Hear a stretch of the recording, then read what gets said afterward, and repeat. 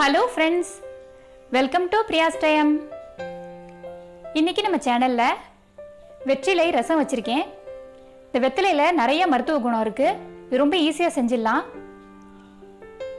வெத்தலை, மிளகு, பூண்டு, ஜீரகம் இந்த நாளையும் நம்ம அரைச்சிக்கலாம். இப்போ மிக்ஸி ஜாரில் ஜீரகம் 2 டீஸ்பூன் எடுத்திருக்கேன், இது அப்படியே சேர்த்தாச்சு. மிளகு 2 டீஸ்பூன், இது மிளகு தான் இதில் காரம். பூண்டு ஒரு 12 பல் எடுத்திருக்கேன், நீங்கள் தோலோடு கூட சேர்த்துக்கலாம், ரொம்ப நல்லாயிருக்கும். நான் இன்றைக்கி 3 வெத்தலை எடுத்திருக்கேன். இதில் இருக்கிற இந்த காம்பை பகுதியை நம்ம எடுத்துகிட்டு இந்த மாதிரி 2-3 கிள்ளி போட்டுக்கலாம். இதில் விட்டமின் சியும் கால்சியமும் இருக்குது, உடம்புக்கு ரொம்ப நல்லது.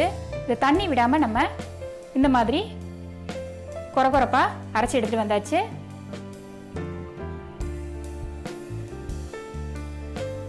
கடாயில்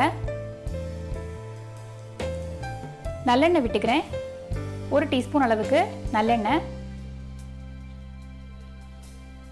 எண்ணெய் நல்லா காஞ்சிருக்கு.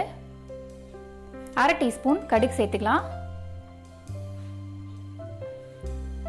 1/2 டீஸ்பூன் வெந்தயம்.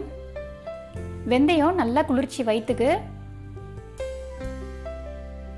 1 பழுத்த தக்காளி, இதை கொஞ்சம் நான் பெருசாகவே கட் பண்ணியிருக்கேன். இதை நம்ம எண்ணெயில் வதக்கும் போது ரொம்ப நல்லாயிருக்கும் டேஸ்ட்டு.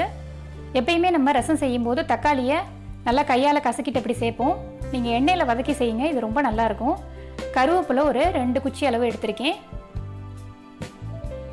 பெருங்காயத்தூள் 1/4 டீஸ்பூன் சேர்த்துக்கலாம். மஞ்சத்தூள் 1/4 டீஸ்பூன். தேவையான அளவு உப்பு சேர்த்துக்கலாம். எல்லாத்தையுமே நல்லா வதக்கி விட்டுறலாம். தக்காளி நல்லாவே மசிஞ்சு வதங்கணும். நல்லா இந்த மாதிரி ஒரு கரண்டியால் இந்த மாதிரி செஞ்சுக்கலாம். நம்ம அரைச்சி வச்சுருக்கதை இதில் அப்படியே சேர்த்துடலாம்.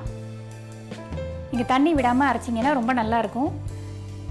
இந்த வெத்தலையில் ஒரு அரோமா வரும், நல்லாயிருக்கும் இந்த எண்ணெயில் நம்ம வதக்கும் போது.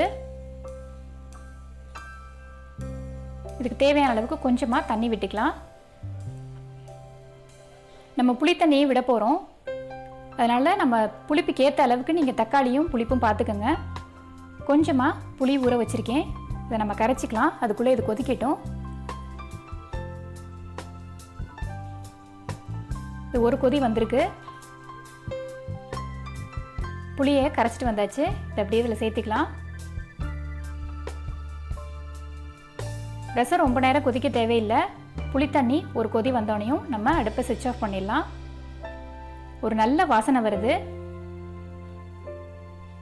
ஜீரண சக்திக்கு ரொம்ப நல்லது. நம்ம வெத்தலையில் தான் செஞ்சுருக்கோன்னே கண்டுபிடிக்க முடியாத அளவுக்கு ரொம்ப நல்லாயிருக்கும். கொத்தமல்லி தழை சேர்த்து நம்ம அப்படியே இறக்கிடலாம்.